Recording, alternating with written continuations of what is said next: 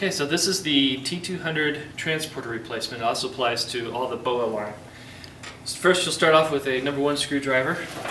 Pull out the front cover to the fans. Through the front cover, these two captive screws. They're captive, so you don't need to worry about them dropping on the ground or anything. Pull up just about 1/8 of an inch and it should come right off. Next you want to take out the fans. It's just one captive screw and it swings open like a door. Then you'll take out the shelves. Remove at least one slider rail, tilt it at an angle, and it comes right on out. Just remove the bottom two. If they're Terrapacks, make a note of where they are so you can put them back where they were when you reassemble everything. Then this third shelf comes out by simply loosening these two screws on the side and lifting straight up on the anchor bar. Then, move that one just the same way you did the first two. Then, you won't have the luxury of accessing it from the left or the right here, so I'll just remove these for the ease of seeing what's going on in there as I service this. 5/32 Allen wrench, and move the picker head out of the way so that you can remove this cable right here. Some people prefer to move the picker head all the way to the front, some people prefer to push it all the way to the back. And one of the ilk that goes to the back. Once it's electrically disconnected, remove the 4 screws that hold it in place.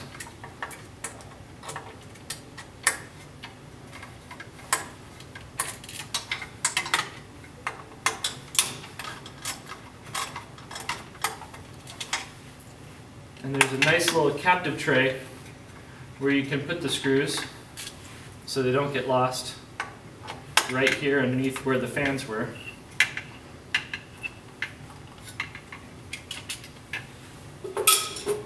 And then out comes the library by just simply pulling up a little bit, and the robot will come straight out. Now you take the replacement, and before you put it in, you need to lift up this bracket a little bit, just about 1 inch or so, then hold it in place by a binder clip up here. Then one of the benefits of taking it out from the front is that you can see rather easily where it hooks on. Simply hook it onto the bracket that holds it in place. Make sure it's fully seated before you let go. And then put in all 4 screws by hand, loosely.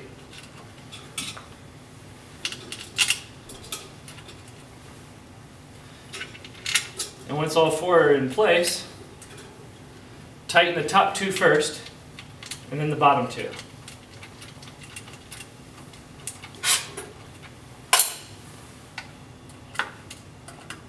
That's important because that's what brings the cradle flush against the plate first, using gravity as sort of a calibration method.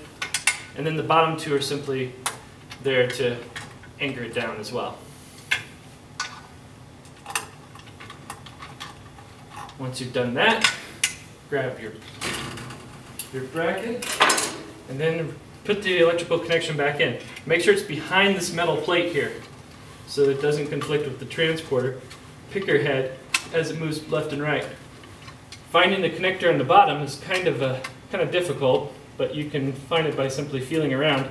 Once you know it's in the right spot, push it down until you hear a click. It should snap in place. Finally, put the shelves back in.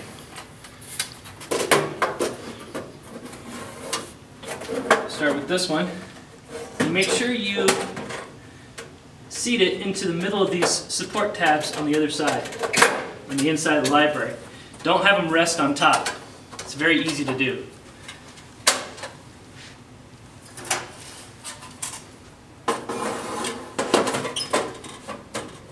If you put it in like this, and this happens all the time, that's not correct, and it will pop up.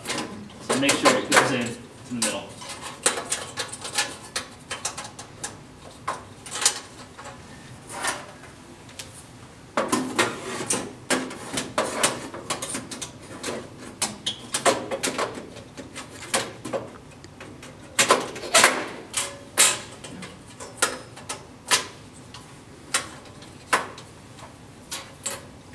And don't forget your bracket that holds that top shelf in.